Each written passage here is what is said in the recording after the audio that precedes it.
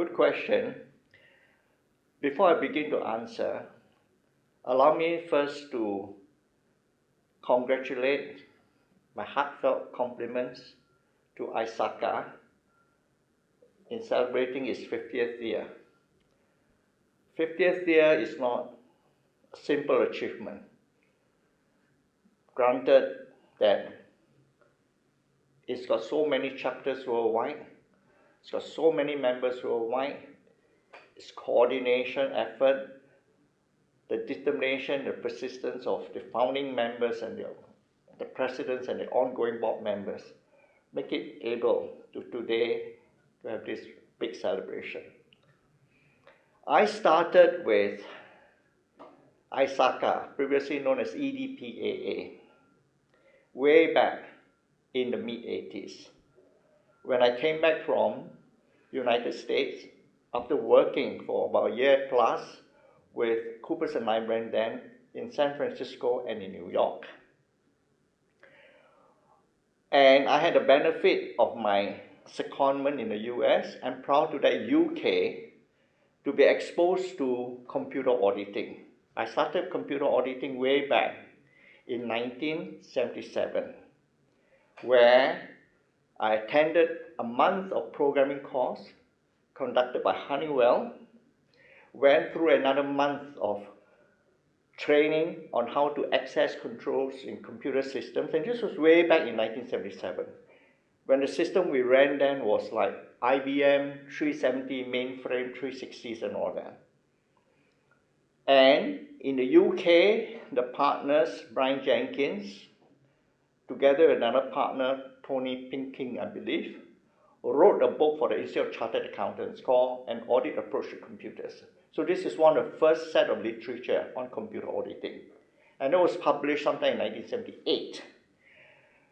Back to America, Stanley Halpel and his partners at Glenn Davis then wrote a book called EDP Auditing, Handbook of EDP Auditing, and was published sometime in 1985. But whilst I was still in the firm until 1982, I was involved in writing some of the chapters. So when I came back, and through a partner or an international partner from Touche Ross, I think it's Stephen Ross, and one of his other senior managers, and maybe David Tong at that point in time was with Touche Ross. I could be wrong now in memory. I got to be told about the interest to form EDPAA. Now, whether I was a founding president, I don't have a piece of paper to vouch for that, but I know that I served EDPAA, now called ISACA, way back since 1983. What I'm excited about is we had a very humble beginning, like all beginnings in most of the chapters around the world, very humble. We used to have our meetings in a bookkeeping office where they keep the books for us, Jalan Bukit Merah. Now, I don't know today where our secretariat office is. And of course, the challenge was how to keep enough funds to keep going.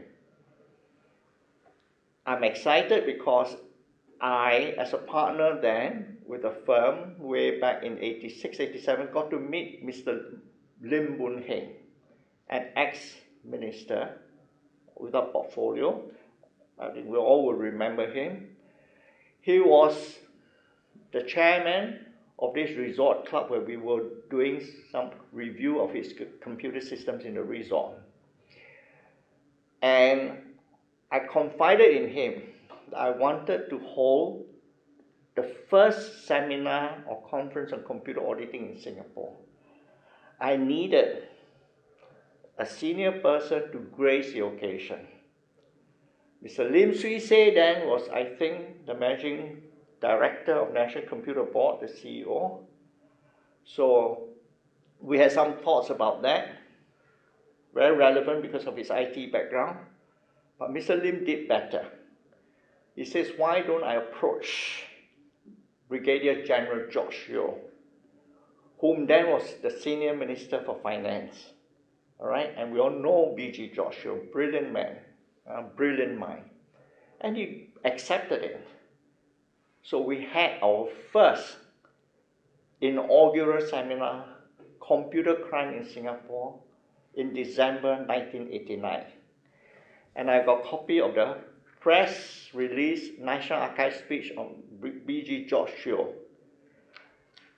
And believe me, way back then, he had the foresight, this is 30 years ago, about some of the problems that we are already currently facing. For example, authentication, protection of data, right? Computer viruses, and so on and so forth. It was all mentioned in his speech. So very excited because the seminar was a great success. We had close to 100 people, and from there we built enough fund for us to continue our activity.